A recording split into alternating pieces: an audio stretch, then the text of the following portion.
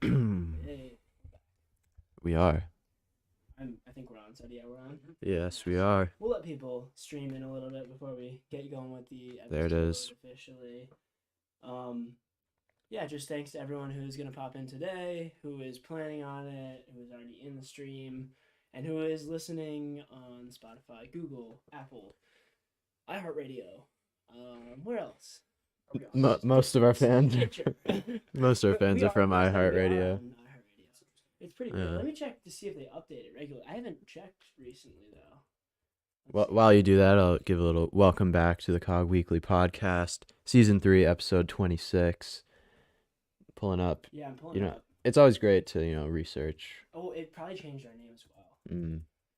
Cause that's not it. Hmm. Maybe we're not. No, I swear we are. Maybe we're not. Oh, there it is. We are. That's lovely. Perfect. So we are on iHeartRadio. So yeah, and they are updating it consistently. That's fantastic from the team over there. That's great. We love to see that from them. Great. Okay, so if you are a fan of iHeartRadio, watch on iHeartRadio. Who isn't though? Listen on iHeartRadio. Yeah. Yeah, I mean, remember when iHeartRadio had a huge boom, like 2015? Everything was like, oh, we're going to iHeartRadio. Exactly. Blah, blah, blah. Mm-hmm. At the state fair, they had those tents. And then it was like Sirius XM, we're going to change the game. Mm-hmm. And then people realized that probably radio is not the move to invest and Bluetooth was invented. Yes. Yeah. Like, where do you think it's, I know this is not soccer related in any way, where do you think we're going regarding all that? Oh, wow. I'm just wondering. Not radio. I think radio might just like end, Completely just dissolve. Yeah. I mean, it's. I mean, you gotta. Podcasts are the new wave. If you see a chart, I feel like for like radio listens over the past 10 years, it's got to be pretty negative there. Let's see. I'm looking up to see if I can find a chart. This is definitely not. Yeah, maybe we just get into it. Yeah.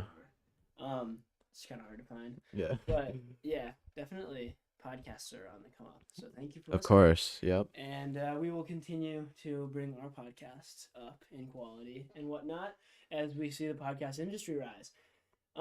Getting right into it, like the title says, this week or this past week, we had world-class football throughout the entire week. It was a great week for all football fans. Now we're recording on Tuesday afternoon, so the first of the matches of the second round of the Champions League quarterfinals. It's a lot to say, but those games, half of them have happened today, and then obviously half will happen tomorrow. So those were good games, two very quality games that meant a lot. And then, obviously, something that we will talk about, the Liverpool-Man City game was fantastic. But before we get into any analysis of any of the games, we need to decide on the Hassani of the week. And so you might have seen from the Instagram post the 3 different choices, and you might have been thinking about it for a while, just thinking like, oh, who am I going to vote for? Who's it going to be? It's just it's the biggest question of the week. It absolutely is. It absolutely is. So the 3 options that we have are, so we got them up. We got them up, yeah, or no? There we go.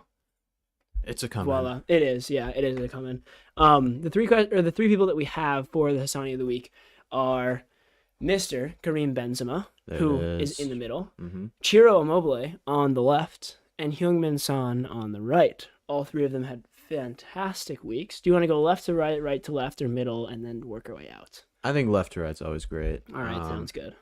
But yeah, we can start with Ciro Immobile, who has not featured in a Hassani of the week yet. Not yet, no.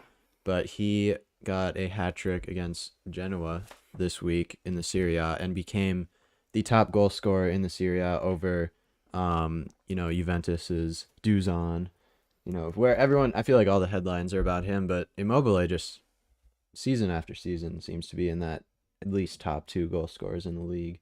Do you think maybe a move should be on his horizon? I think that he is definitely of quality where you would think a move is something that could happen, but I always wonder if he would really thrive in any league other than the Serie A.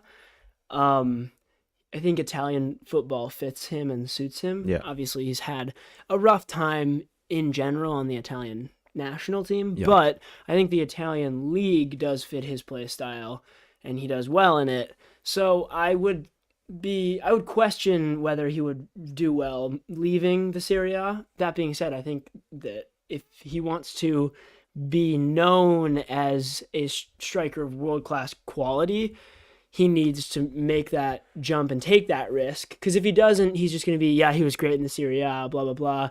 Never really showed up on a national stage. Never really did a ton in European football due to lack of qualification and lack of advancing very far in rounds.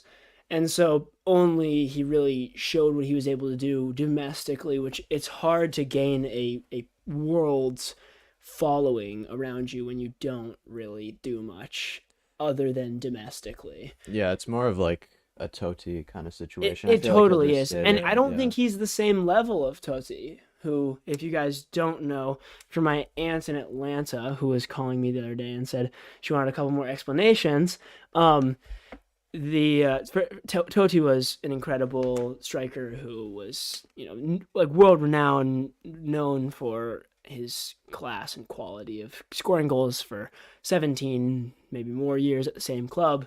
And so Immobile, who is a striker for Lazio in the Serie A, the same Italian division, has been putting up very high numbers, but not for as long. So obviously is not looked at under the same light, at least yet. Yeah, and like you said, in European competitions, Lazio did get knocked out against Porto this season. I believe, let's see. I don't know what round that was. It was pretty early on. There's been a couple past when they got knocked out. And Lazio are also not even top 4 in Serie A this season. Yeah, it's a tough one. So, I think a Totti situation seems to be the way it's going to go, and I think that's not even like the worst thing. Because he's not a one club player, is he? No, I think he's been somewhere else, but like he made his name. Let me make sure. No, he made his name at Lazio 100%. For sure, and like we said, his goal scoring record speaks for itself.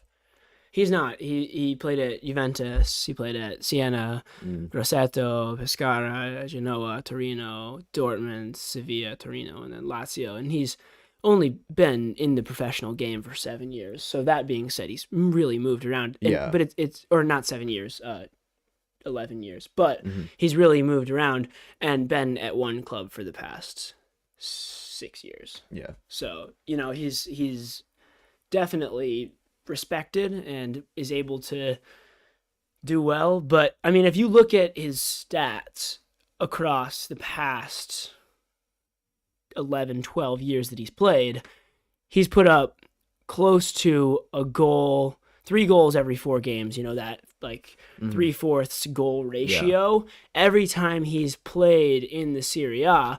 When he played for Torino, he played 33 games and had 22 goals. And when he played for Pescara, 37 games, 28 goals.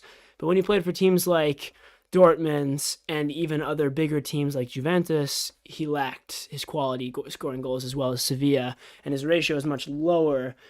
And so his production rate was much lower. So clearly he's struggled in other leagues. He's struggled at the international level. But he's gained confidence. He's done incredibly well over the past 6 years. So yeah, he could make a move. It's getting a little bit late. He's 32. Yeah. But it's possible. And then let's see, going from left to right, we have Benzema. Do we want to save him maybe as the last one, or should we just go and then talk about the whole game that happened today? We'll save him for last, cuz it's nothing against Heung-min Son or Karim Benzema. I think it's just the fact that the game he took part in that helped him win this award or get nominated for this award per se is something we need to cover, as well as just his individual performance. What's up, Cray? How's it going? So yeah, Heung-min Son had a hat trick against Villa this week, and Tottenham have scored 40 goals in all competitions in 2022. I believe that's most in Europe, or one of the most in Europe over that time, which, you think about Antonio Conte and you don't think free-flowing football scoring No, you goals, don't. Not often, at least. But, I mean, that front three has really, in the past couple games... Dejan Kulusevski has been been incredible. unreal. Is he alone? Because I know Bentancur, believe, is alone. I think they're both loans, maybe. Both make from sure. Juventus. But that front three, Kane had a rocky start to the season, but he has come back.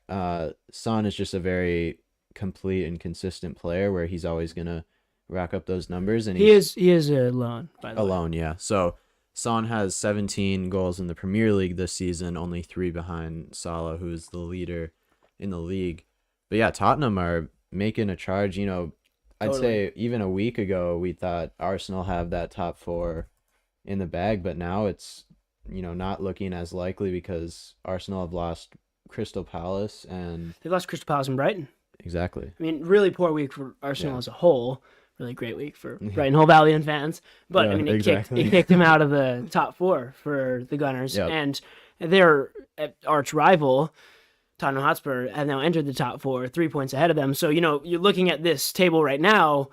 Arsenal, if they pick up 2 easy wins this week, I mean, relatively easy, they're sitting in 4th, 3 points ahead of their rivals. But instead, a poor week leaves them 3 points away with a game in hand still, but only 6 games remaining in the whole season. So it's tough. I mean, you got to pick up points with not much time left, and against teams that are also going to pick up points and need to pick up points. So it's a race, and if you lose or tie any game, it could be crucial. And so that this Arsenal week has really been tough for them. Yeah, but Tottenham looking good. Son just really good play style to watch. For anyone as a neutral, just great finishes, but also team player. You know, electric running, dribbling. It's all great, but Karim Benzema once again steals the headlines, it seems, this week with the game that just finished before this recording, the Real Madrid versus Chelsea second leg, where it was a 3-2 win for Chelsea, but on aggregate, Real Madrid won 5-4. Benzema has 4 goals across the 2 games, the 2 legs against Chelsea, and I mean, he was nominated 2 weeks ago. I mean, episode 24, which wasn't even 2 weeks ago, it was 2 episodes ago, but it was prior to the break, which we had for spring break, so it was almost 4 weeks ago. He was nominated for a very similar type performance in the Champions League in the last round. Yeah. So, obviously, he has been firing on all cylinders when it matters for Real Madrid. I mean, today he was able to get that clutch goal at the end of the game in extra time to allow them to win the game. It was a very close match overall. It was good to see Christian Pulisic get in. Obviously, Chelsea went up 2-0. Yep. And then that made aggregate, what was it then? Well, they went up 3-0. Oh, yeah, they went up 3-0. Yeah, made aggregate 4-3. 4-3, yeah. And then Real Madrid came back with 2 goals, or 1 goal, to make it 3-1, went into extra time, and then another one. I don't know why I was getting tripped up on that. Yeah. But it was a good performance from Chelsea, and a fantastic performance from Rudiger, a really good performance from Mason Mount. I know we talked about that throughout the game. I thought that there were certain players on the Chelsea side that just played absolutely outstanding, and I think that Real, for the first 70 minutes of the game, were definitely lacking in moving the ball and looking hungry and getting in the opponent's box and doing all the things that Real Madrid does best 90% of the time when they play, even against top competition like Chelsea.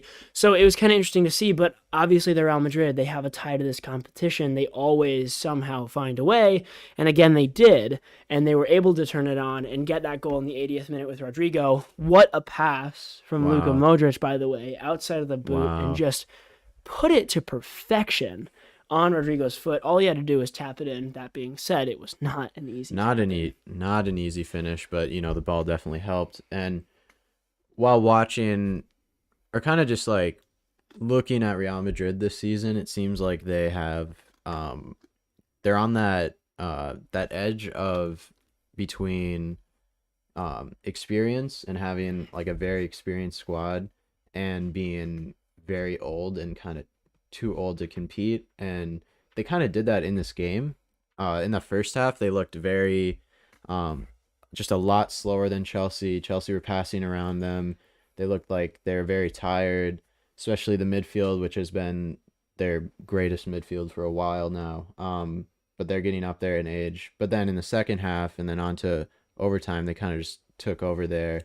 And, they showed their experience with coming out with the win and not allowing Chelsea any huge opportunities, I'd say. Yeah.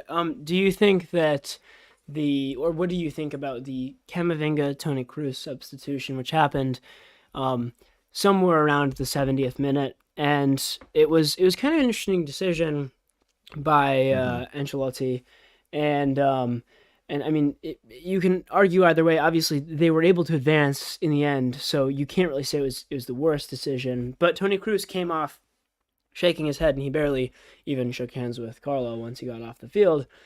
I know the announcers took note of that a little bit.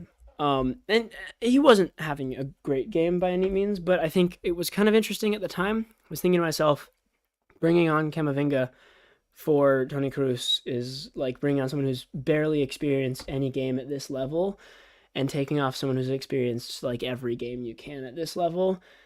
And I don't know. I mean, the beauty of the sport is these managers sometimes find things that just work, but I didn't think Camavinga really brought anything essential to the game. He had a couple of nice fouls that were able to stop counterattacks and whatnot and move the ball well. But I mean, I was still like very intrigued at why that decision happened and what was going on there. I mean, with that being said, I think he just did his job when he came in. Like you said, he had. I think we're thinking of that one foul. It was a really good foul on Pulisic. Pulisic was literally about to pass it through. 3 seconds away from making contact with the ball to play it through to Havertz, who was through on goal, and Camavinga tripped him up, got the yellow. But I mean, that's experience there, It is, and he's not experienced. It's experience. It's an experienced play coming from someone with no experience. So it does show you his quality as well. I mean, he knows. I mean, no one can really instill that in you. I mean, in that moment, it looks like, oh yeah, you just do a tactical foul. Yeah. But you're playing in front of 70,000 people in the Bernabeu in the Champions League quarterfinal, where you have to win to go through, and your team is still, although the game is looking more on your side, your team is still struggling.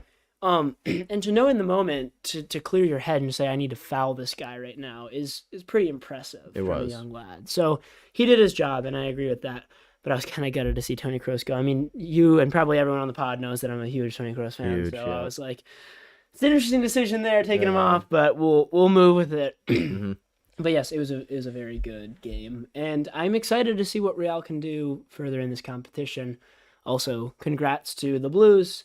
Congrats to Eli from the Champs Pod, who is also a Blues fan, because they had a great Champions League win last year, and they had a good run this year, and they did well. And also, I think it allows them to focus on the league a little bit, which is something that I know will affect the top two in the race right now, Man City and Liverpool. Although Chelsea are 5 points clear of Tottenham in fourth, they still need to watch their back a little bit so they can really see out that Champions League spot for next year, that third place spot. So yeah, there's always, in the past couple of years, there's always that third place team where it's like you're nowhere near the Liverpool Man City battle, but you also, I think you're relatively clear. Everyone agrees you're not an outside of the top four team, and you're pretty much cemented in that third place spot. But they have struggled a little bit throughout the season, and I think maybe that has played into that, just coming up short in the Champions League. They might, like you said, have that, looking over their shoulder, being like, all right, maybe we should focus on the league here to be sure. 100%.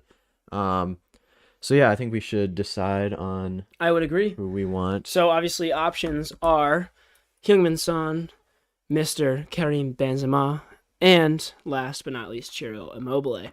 So Cheerio, Immobile. I think we can decide pretty quickly that it's not going to be Ciro. I think that's one that we can send off. I props to him for getting the award. It's a hat trick, and he's top goal scorer right now. I know, but very impressive. But I don't know. I think it's pretty clear who we need to decide. So, and Angie said, and I don't know if this is Angie or Chris, but she said, Son is overperforming and absolutely unreal. Kane, exceptional ability to assist, deserves credit if Son wins.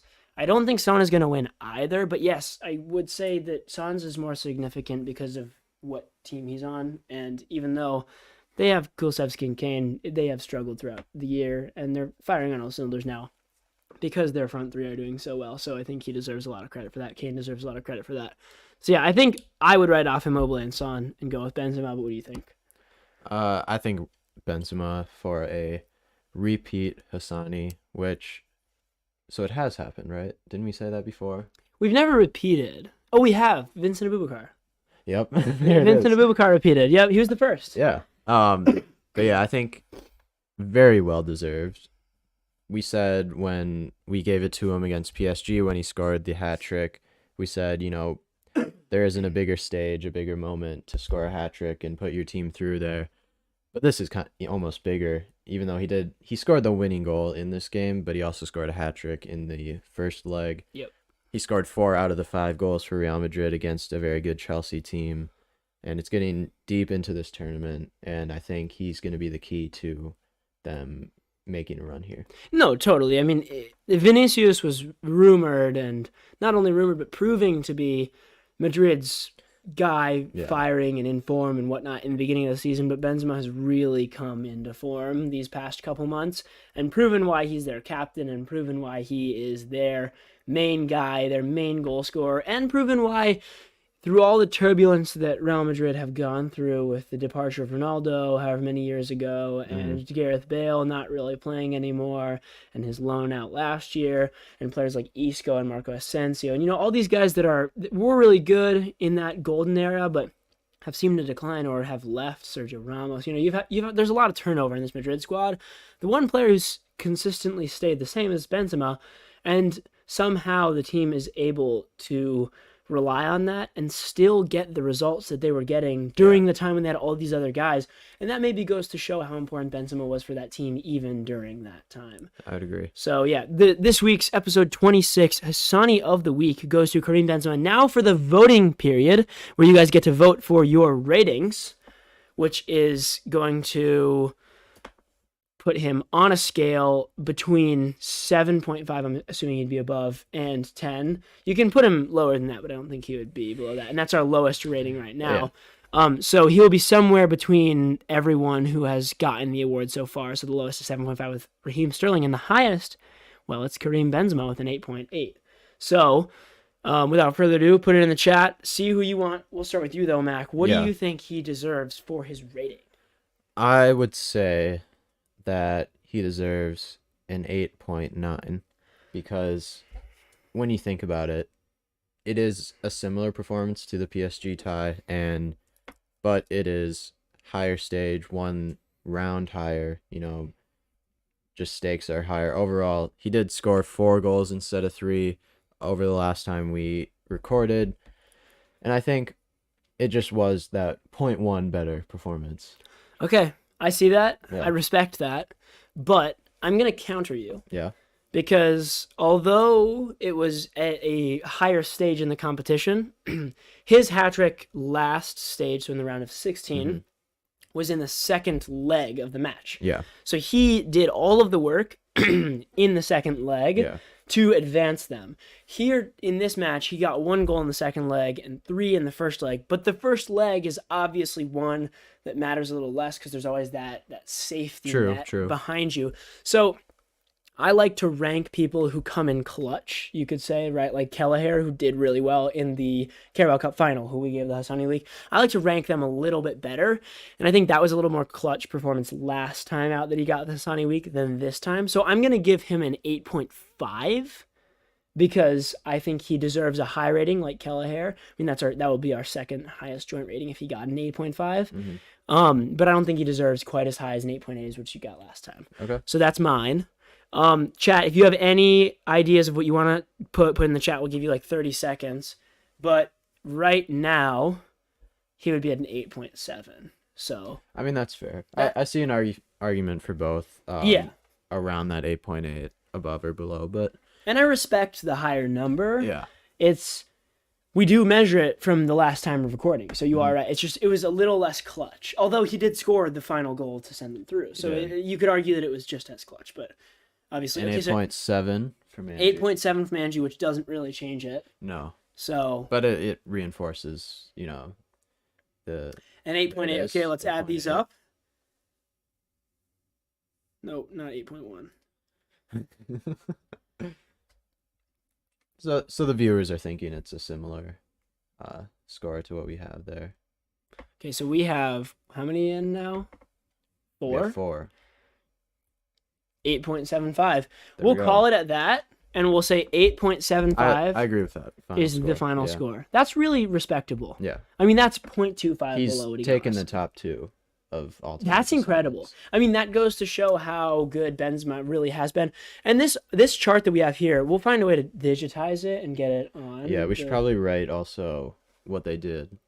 That's a good point. For each one. Yeah. To compare it. But yeah, we'll digitize it so you guys can see it. Yeah. But this chart will really help us to decide our players of the year. Because it's hard to think like, oh, like this, like you can look at stats pretty easily, but if someone had an outstanding performance like 10 times throughout the year, they're a better candidate than someone who scored 5 goals during one game, had one outstanding performance, and then just scattered goals throughout the rest of the year. If they were consistently really good, you know what I mean? So this will definitely help us. I mean, right now, if we're to look at the last 8 weeks, 7 weeks, I say Karim Benzema has been the best player in the world. And that goes to show with him receiving 2 Hassani of the Weeks. Do we say we're going to do a Class on Grass player of the season at the end of season 3?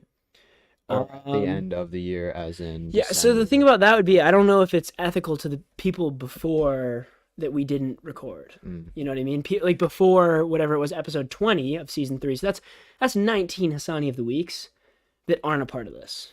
Yeah, but also it would make sense for our like seasons to have that's like true. Of the season. I would. This one could agree. be like, a test run, and I think that's a good point. Yeah, we could put into account other players that weren't on this list, but I think we're gonna end up with a. We could end up with a pretty clear winner. Yeah. Yeah. No, we'll. I think that's actually a good idea. Yeah. No, like definitely like, if we can incorporate people who weren't in this list, I think that's a good idea because the likes of Robert Lewandowski, Mohamed Salah. Yeah.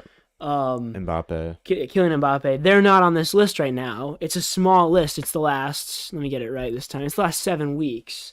So they're not on this list, but they obviously deserve to be in contention for the COG POTY, Class on Grass Player of the Year. Great abbreviation. Yes, sir.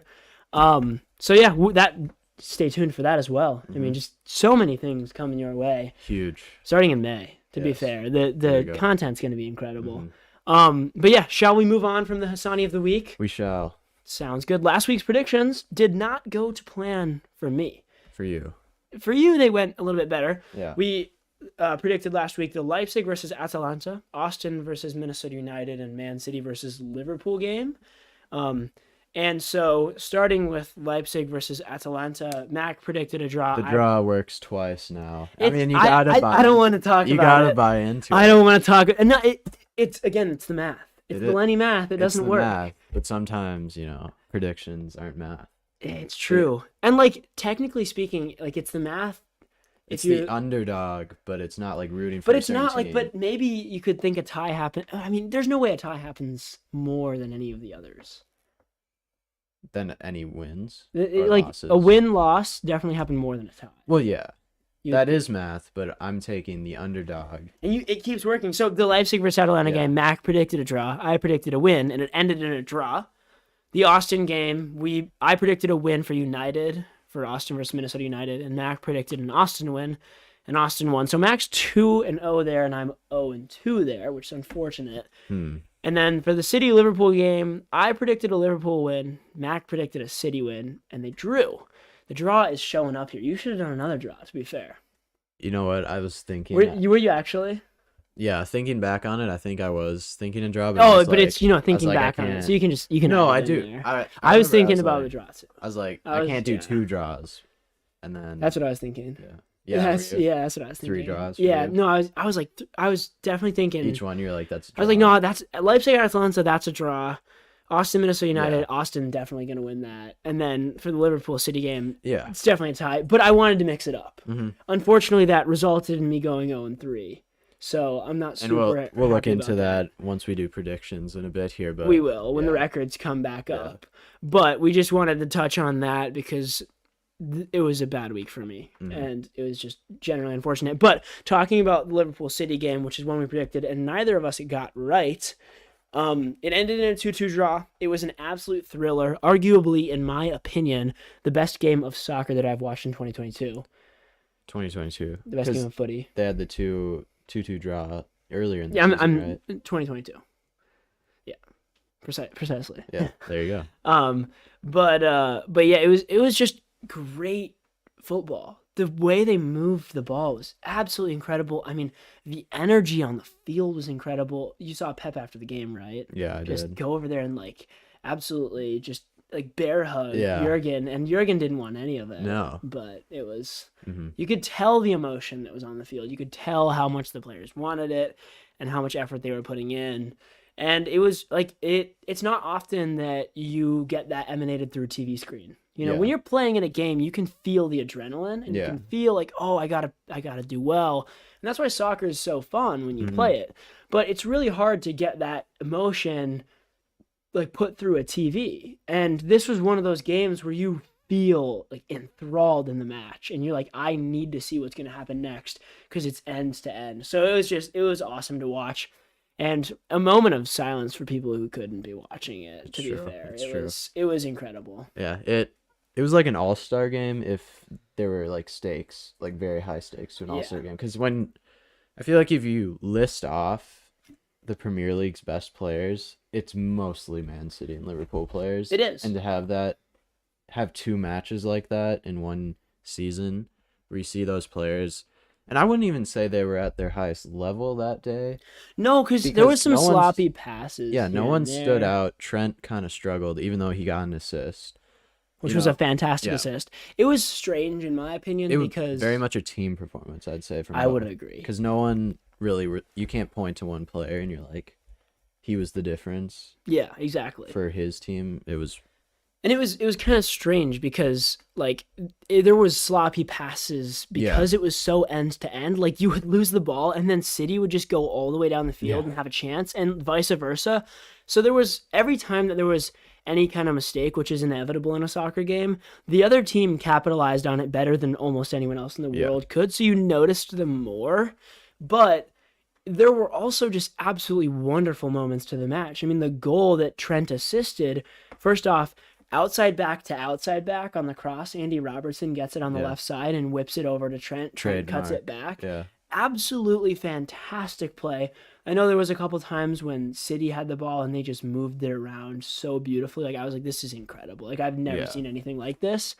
So it produced some wonderful moments to the match, but it was just such a strange one because it was so intense and there was still mistakes and every mistake was capitalized on. So it was just one where, like, you don't see very often. Like, no, it was like, I mean, it's just crazy. It's like watching a lower league match, like with that intensity and that grit, but then make everyone the best player in the world. The touches are just unbelievable. Yeah. But yeah, De Bruyne opened the scoring with like 5 minutes into the game. Jota scored a very good goal, like we said. Yeah, with the outside Trent back to assist. outside back. Jesus after an assist from Cancelo.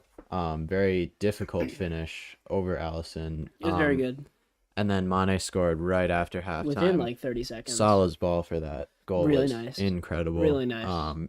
And yeah, like I said, some players had good moments, but I wouldn't say Salah had.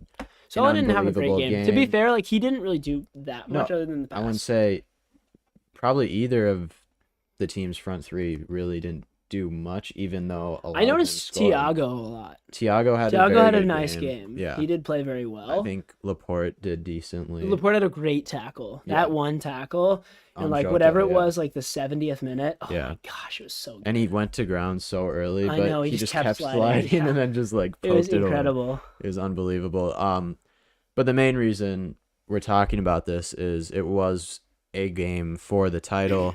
But since it ended in a draw, it's still, I believe, 73 points to 72. I think you're right. Let me fact check you. It's 74 to 73. So yeah. So that was before the match, and they each gained a point.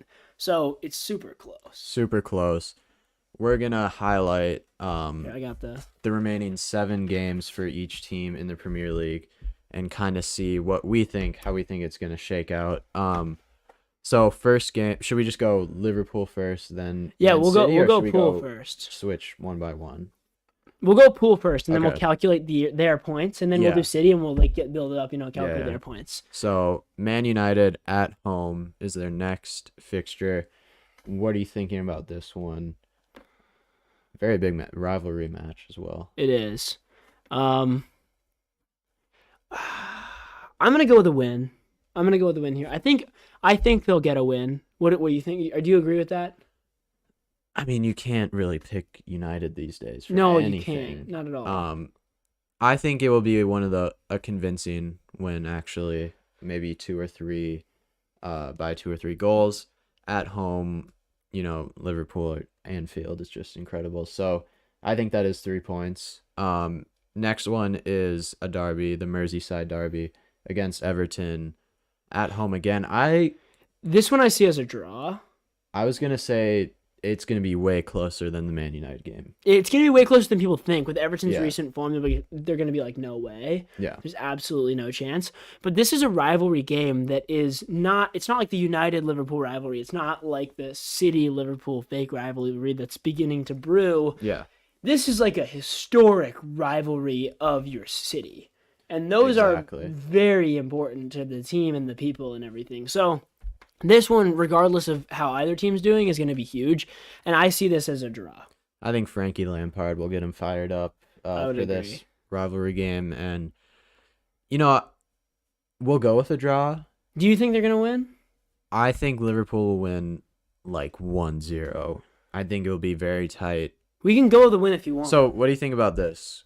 I think they would draw against Newcastle away in their next game over yeah. a win against Everton. Yeah, no, I can see that. Because Newcastle are very good these days, and away at St. James's Park is a very tough place. I actually can see that. The Everton game is going to be really close. So we can I go with a agree. win. It'll be like a 1-0 win. Yeah. And then the Newcastle game will be a draw. So So they're at 7 points right now, right? So yeah, that's 7 points for them. After Newcastle, they play Tottenham. I see that as a win, even though how good Tottenham's playing. I think, especially if they do draw to Newcastle, they're gonna get fired up and realize they've That's got true, to get yeah. going. So I like a win there. yeah, I definitely see a win there. That's not as questionable for me as the last two, which is probably strange for some people. But The two like big 6 teams that they do play were like, oh, win automatically. Exactly. Following Tottenham, they play Aston Villa. I see that as a win. I don't know if you disagree. I agree. I mean, they're playing Stevie G with Villa, which is unfortunate, but I think Stevie G might tweak the tactics a little bit to let Liverpool win this one, so they can keep in that title race. But yeah, I like a win there. He's doing really well, to be fair. He has. Yeah. The Saints away at St. Mary's. Definitely a loss. I mean, it's like a 5-0 loss. Being realistic, Yeah, I think this is a win. I agree. We have been very Quite poor. shocking. We haven't won in like 6 games. Similar to Brighton, except for our win against Arsenal. I mean, you always pull through against Arsenal. We do. It's becoming a tradition. You can lose every other game, but Yeah. Arsenal, it's like, all right. And then Wolves, I see as a win as well. Yeah, so I think they'll drop points against one team I would in these agree. last 7 games, and we chose Newcastle. So the but- question is then, do City drop points more than a draw, or do they get any losses? So the first game is against Brighton. Let's just Brighton at home, I think. That's 100% a win. Yeah, for Brighton, right? Yep. Yep. 700-0. Yep. Watford again at home. That's another win. I just don't see. I have no belief in Watford. Sorry, cycling GK. It's just not. Yeah, I know we were gonna do a little collab cycling, Yeah. but you have to know that Watford's not. It's not the move at the moment. Leeds away. That's interesting to me. I think Jesse Marsh has changed them. I can't say that's a win though for Leeds. I mean, you could maybe go draw there, Maybe. but I cannot see that as a win for Leeds.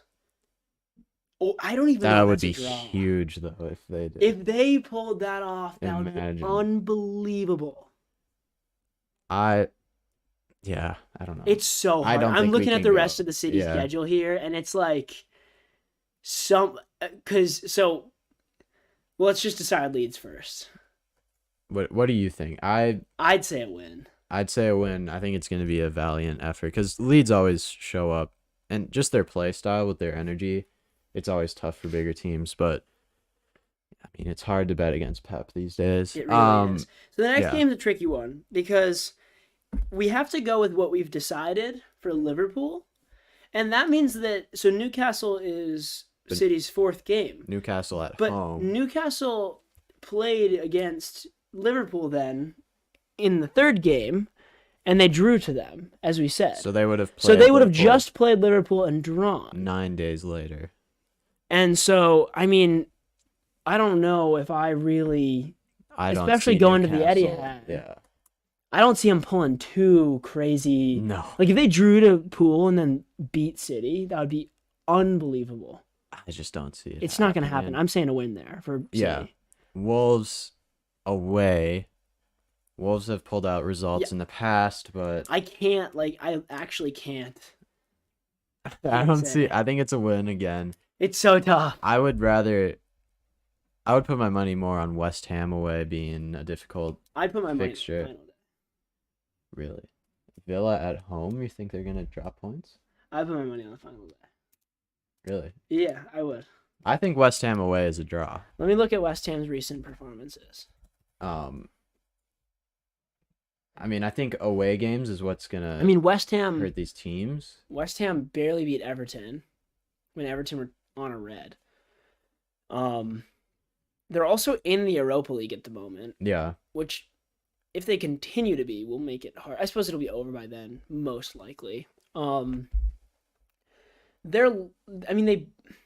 very inconsistent, it looks like. Beat Aston Villa. they beat Sevilla in the Europa League, which shows that they can do it on a big stage. Yeah. But They beat them 2-0 in the second leg.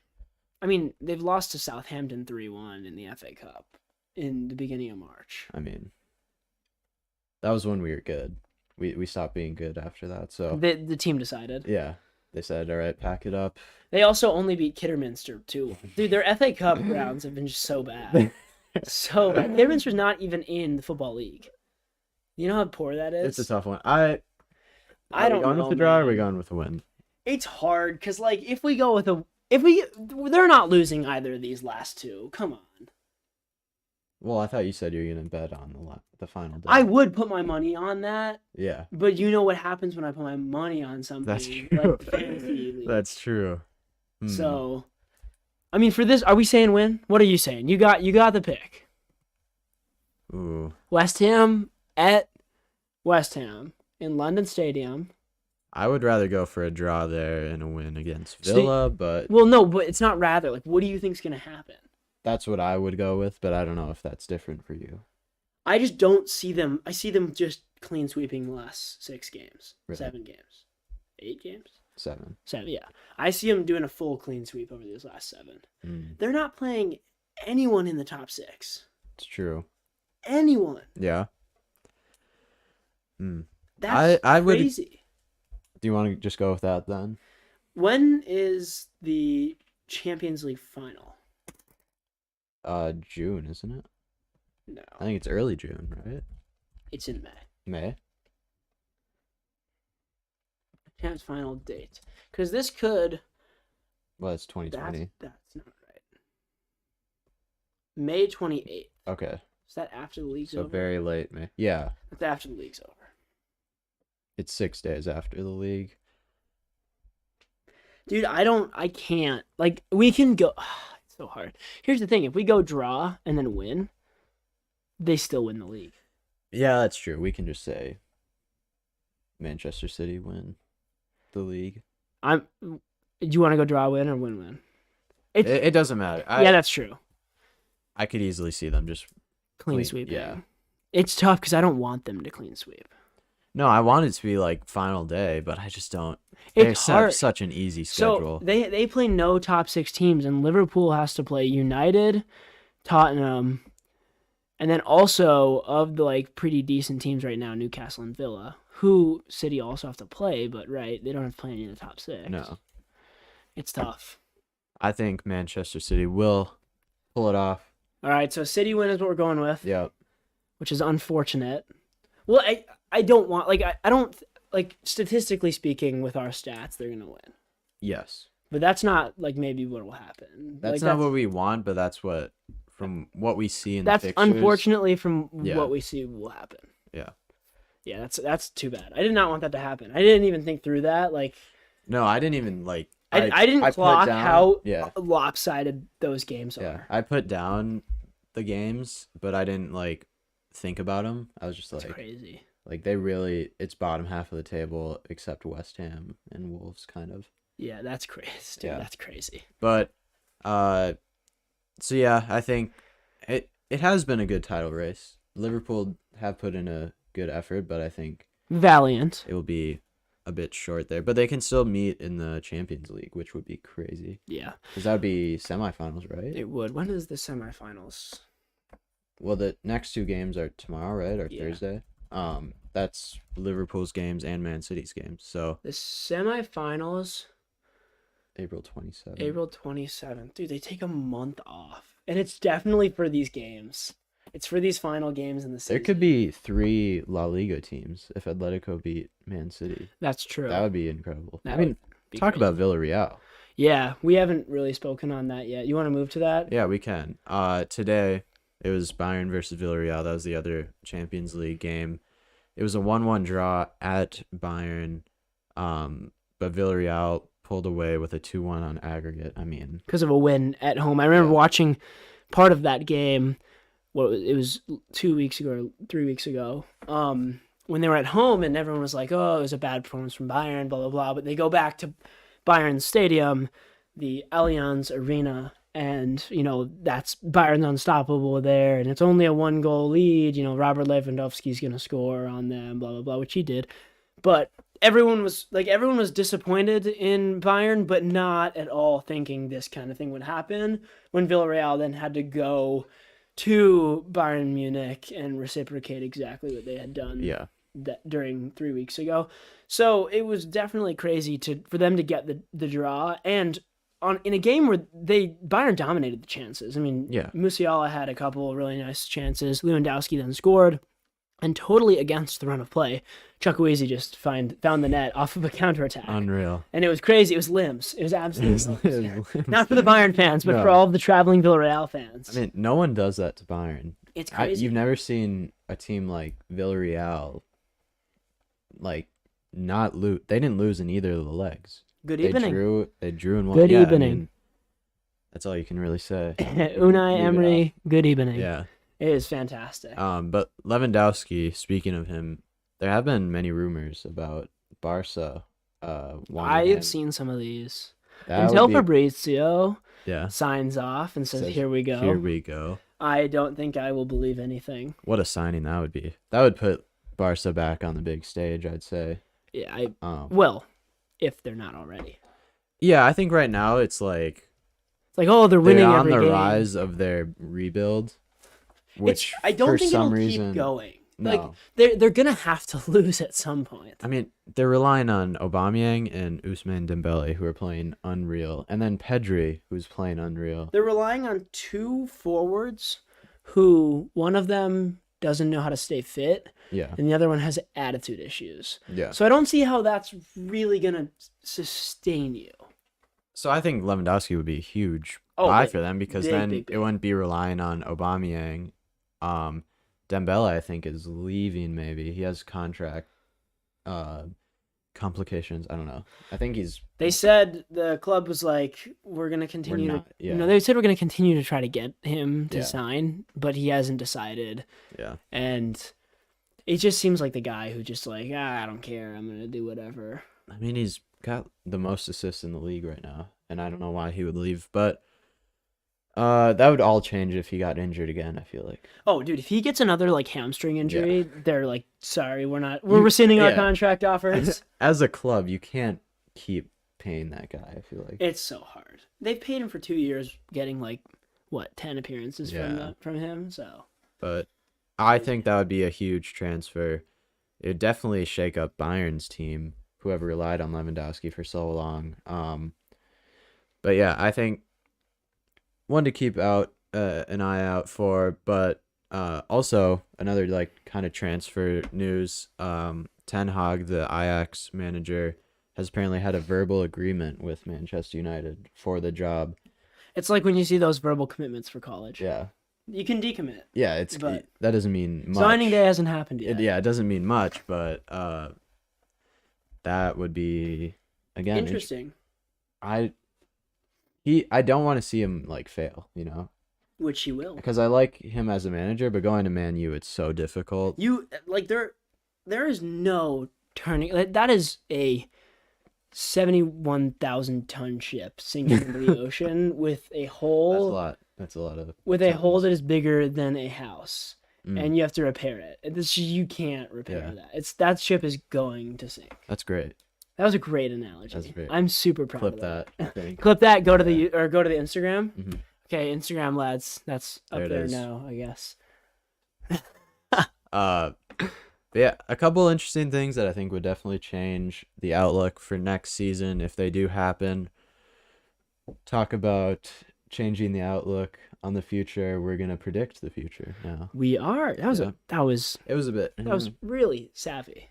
Was it good? It was good. I couldn't tell. Like, no, I was not gonna bash on that. That was nice. That was nice. Okay. Yeah. You know, it was pretty silky. Yeah. It was pretty silky. No one expected it, but we have the predictions up now. People were like taken aback. Yeah. People are asking about the preseason of the minor leagues within the United States. I don't think we're gonna speak on that at the moment. There's not a huge crowd. No, the crowd for that is much smaller. Wow, I mean that's just not a great record, is it? Suddy, is there any way that you can like cover my record? Is that possible? I could, I just don't want to. Oh, you're not gonna. Okay, sounds good. You guys don't have to look at that part of it though. Like, I mean, yeah, just look down the middle. So this is where if I just put my hand up. Well, I don't think it goes like. Also, it wouldn't work. Do they not see my hand right now? Oh yeah, that's true. I can't move my hand out of it. That's unfortunate. You can cover your face because you're Nope, embarrassed. I'm not. Anyway, it's tough. It's really unfortunate. I mean, you're pretty solid. I mean, I was one away from being even again. How's that happen? But 14-16, I went 2-1 last week. Another 0-3. That's 2 in a row. Oh gosh, I'm getting L's in the chat now. Should I just start doing all draws just to maybe even it out? I don't think it would even it out at this point. Or you should start doing all draws. Dude, as soon as I would start doing all draws, they would start not working. Yeah. Everything that I do doesn't work. Yeah. I swear, it's crazy.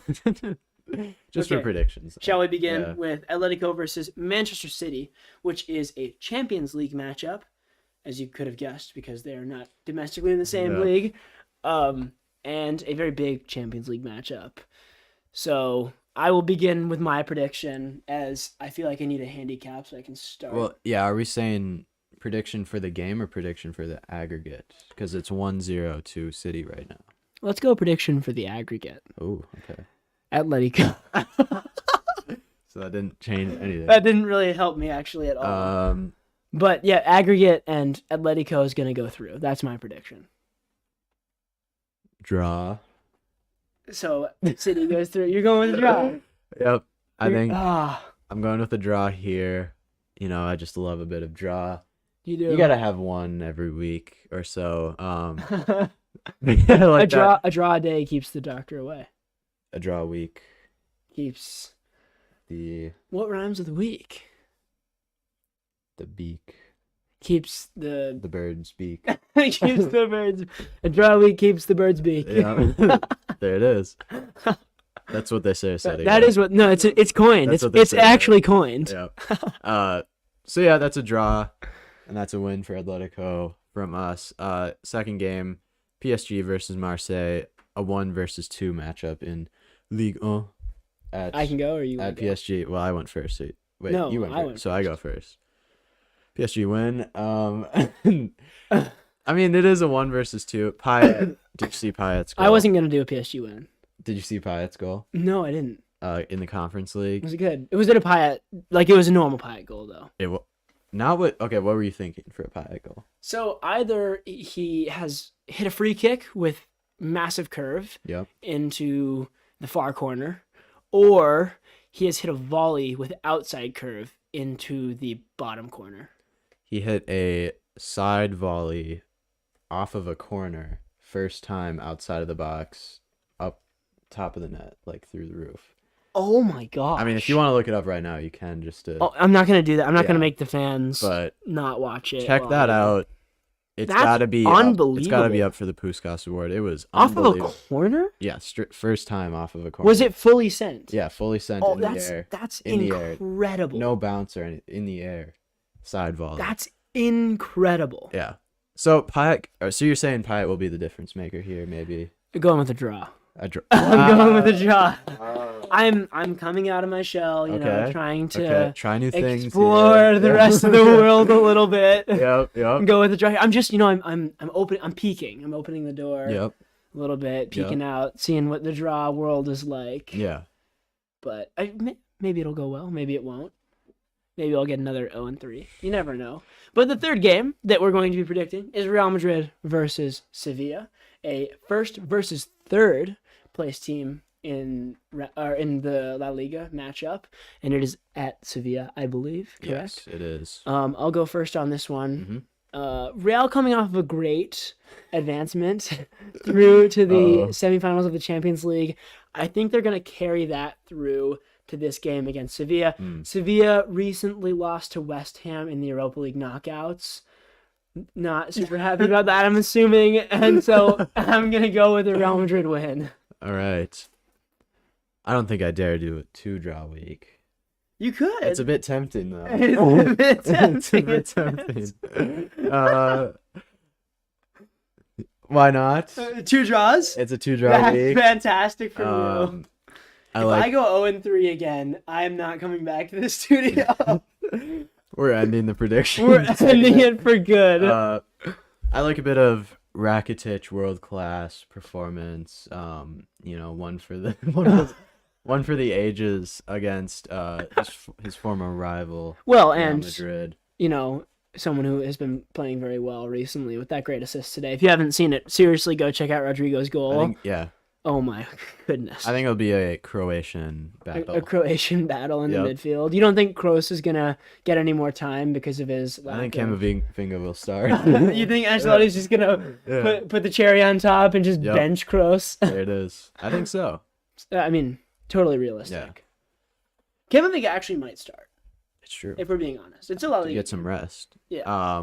But that's predictions. Stay tuned for how Leo does, I'd say. Yeah, that's the main reason to come back at the moment. But we can move on to fantasy as our final. Which is, I stay for this. I'm pretty solid at this kind of thing. It's not embarrassing. No, not at all. You can move it over and people, So, obviously, if you see mine, my draft is absolutely fantastic.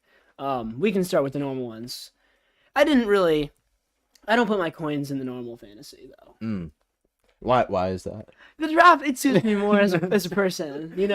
I tend to lean more to the draft. So, I mean, well, I'll start, and I'll talk about yours after, but, 55 points.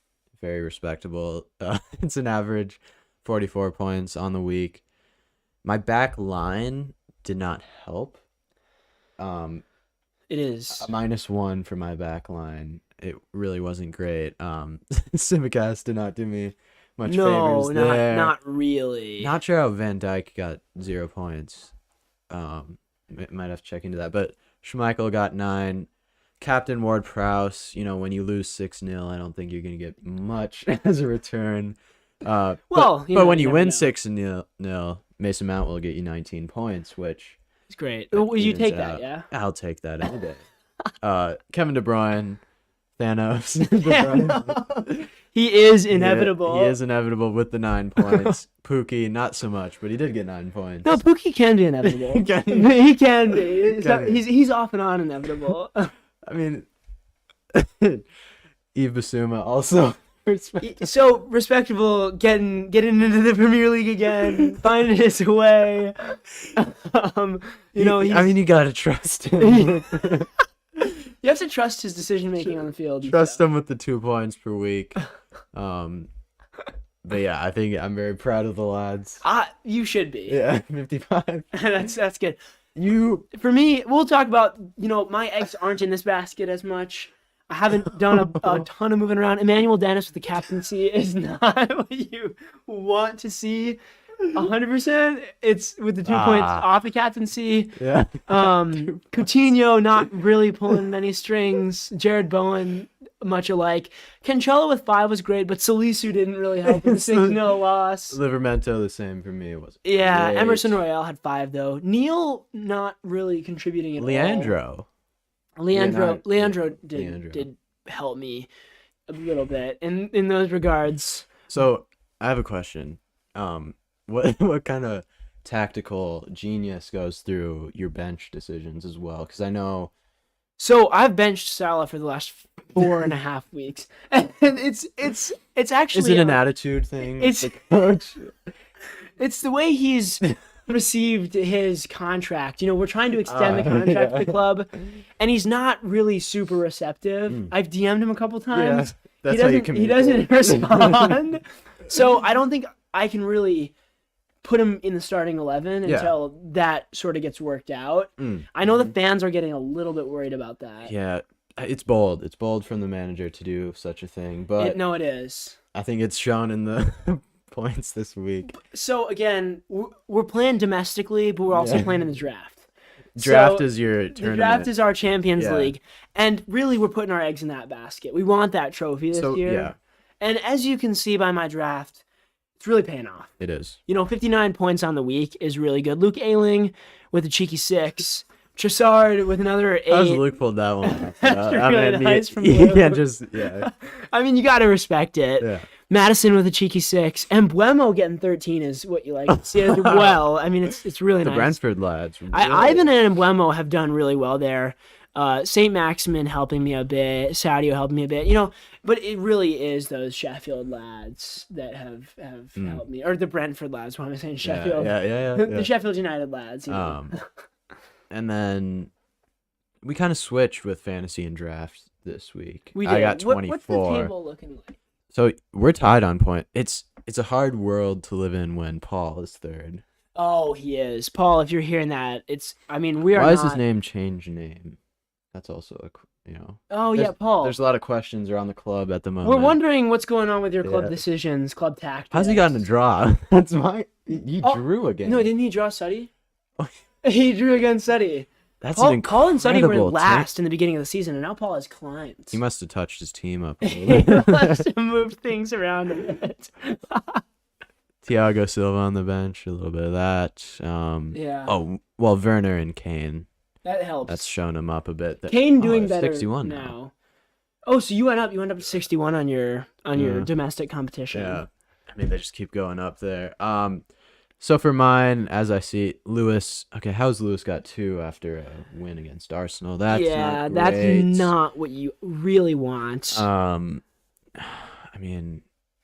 Kelechi with 1 is not great. No, Pookie really carried Pookie both did my well teams in here. that one. Raheem didn't do as much. What KWP you'd expect more from getting that -1 isn't great. It's again that 6-0 my is Southampton, hurting you. my Southampton fullbacks really didn't help there. Van Dijk and Digne is not ideal from you. Nick Pope might need to take a seat as well, but yeah, you thinking about making any transfers? No, I don't. None of those. No, I love the lads, and I you really support them. Day one. Same with your domestic roster. Yeah. Yeah. So it's really I pick my starting 11 first week, and then if they don't perform, it's on them. That's not you. That's what a manager does. Oh, totally. They put the blame. They put all the pressure on the players. I would agree. And there it is. Yeah, that's how we finish the podcast. Yep. Put the pressure on the players. Exactly. There it is. Didn't really do that right. There it is. Nice. Okay, that concludes this week's podcast. We'll be back next week for another one. Hopefully you guys enjoyed, whether you're watching it live, whether you're watching it afterwards, or you're listening to it on any streaming platform. And until next week, peace. Peace.